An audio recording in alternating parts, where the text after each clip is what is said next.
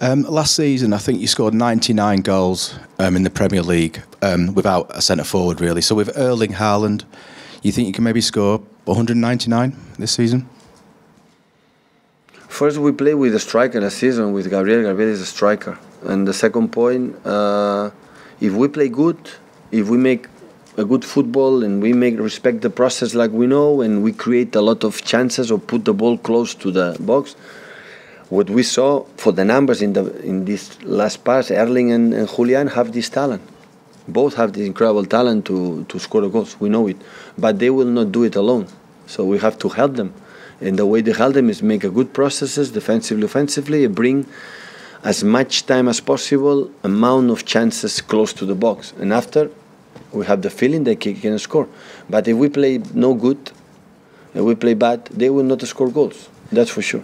You often say how you play depends on the players you have, yeah, how the team plays. So with Erling and Julian, how will there be a different sort of type of City Not play, much. maybe? Not much, because both they have the ability to drop and play football. I don't like the strikers you will be on the box, waiting the ball, arrive and score a goal. I think even for them it's boring. If you ask them, they want to touch the ball, they want to play what they want to play, and this is what they try to do. And after, they have a special sense, smell, quality to score a goal. They will do the rest. I cannot teach much Erling or Julian, to score goals. They know exactly what to do. What they have to do as a team to create, or to produce more amount of moments close to the box, the opponent box, to score goals. Hi, Pep. We've got this strange season this year with the World Cup in the middle of it. Is that going to alter your approach? Is there anything you have to think about differently going into the start of the season and having that break in the middle of it? Well, it's the first time that all the clubs, we are not an exception, in this type of situation. We will see. I don't think much about that. So now is the league for 2-3 months, and after, most of the players will go to the World Cup. The other ones will be 2 weeks rest, or 10-15 days. And after restart again, and when they come back to the World Cup, the end of the season. And we will adapt. I don't know how they behave now, how they come back after the World Cup. They will be exhausted, physicality, mentally, the mood, good World Cup, bad World Cup. And in this situation, we'll handle it. I don't know right now how it's going to happen. That's why as much we adjust, we adapt as best as possible, the better it will be. Hi, Pep.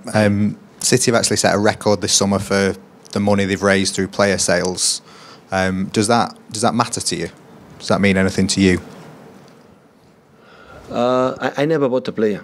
So when people Pep bought a player, I never spent £1 for my account to buy a player. Never. And of course, I never earned £1 for all the sales we have done. It's the club. The club buy the players and sell the players because they have a perspective to still be there. And as I said, the intention is always good. It's happened. Of course, congratulations but in part I'm a little bit sad for these important players have gone. You know that, but in the terms I know the business, it's happened and it's good for the club. To invest, you have to, to sell players. Otherwise, you cannot be sustainable. But I think, a little bit for the image for the club. They always we buy, just buy. Always we sell too, because the academy, the job have a Jason Wilcoch and all the people involved in the academy. So we sell important players for big money, and this is good for reinvest for the academy again. To buy new talent players and educate them. For maybe in the future you can have a Cole Palmer, a Phil Foden. And Romeo Lavia was, for me, is an exceptional player going to Southampton, and so I don't know what's going to happen with Maka, with Liam, and I think for the club it's good. It's good, like you say, okay, we can buy, but we can sell because it's part of the business and everyone. So, and today, all the clubs know sell players is not easy. Everyone wants to sell, and nobody can do it. So it was difficult to do it. So that's why, it's good for us. More money to spend on a left back, maybe. But we'll see. We'll see.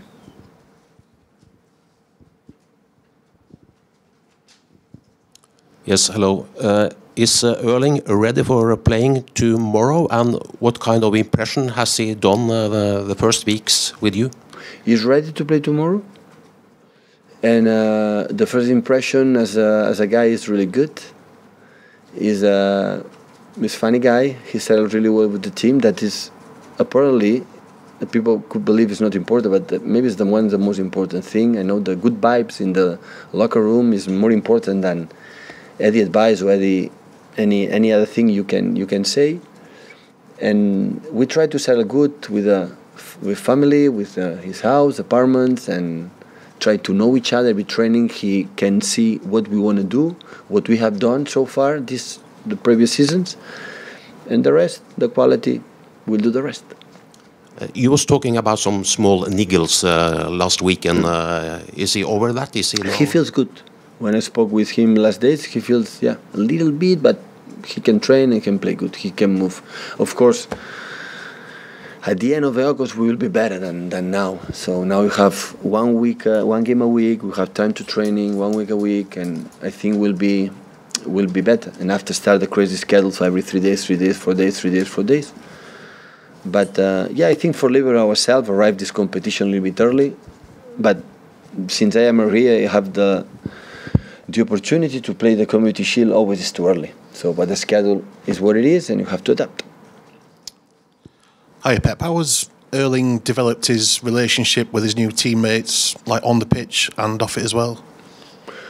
I don't see off the pitch. I don't go to take a beer with them, so I don't know. On the pitch, apparently, it's really, really good. And when I see in the canteen, in the corridors, I think it's good.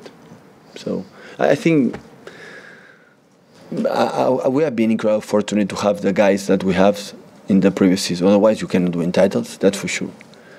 And I think the new guys always are being embraced really, really well for the guys that are here from the day one. So that's why it's so easy. So I think Fernandinho in the last years leave an incredible legacy, how we have to behave, the guys have to behave in the locker room. Fernandinho makes an incredible approach of that. And I think everyone follow his footsteps. And I think every player, people from the staff, for example, Enzo arrived here right now, replaced Juanma, and after 2 days, he's part of all of us. He can move, give opinions, behave the way they want. So only when I want, they behave, respecting the other one, respect the club, the way they are. This is the most important thing.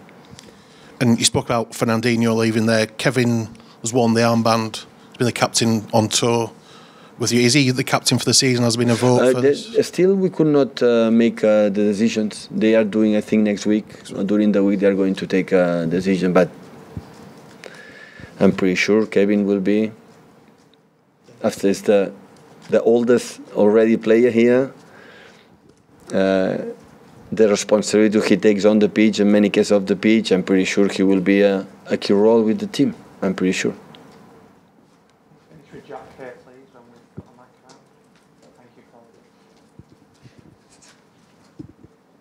There's only one player from the 5 captains from last season that's left, Fernandinho.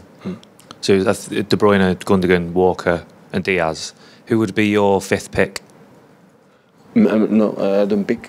They pick. So staff don't pick? No. In the beginning I picked the 5th, but now I don't pick. They pick. Would you have a favourite that you think? No. There's no question of favourites. What the team decide, I'm perfect. The staff, the backroom staff decide the captains. I'm more than happy. They have to defend the team. They have to determine when they are not agree with the manager. They have to defend themselves. So I love the captains being decided for them, not for me. Absolutely not for me. They belong to them. The locker room, the decisions of the team belong to them. Not to me. I never vote. It's the only person I didn't vote in the staff or in backroom staff players. It's me. So they decide, and what they decide, it runs perfect. It's not a problem. Thank you, guys. Okay, thank you.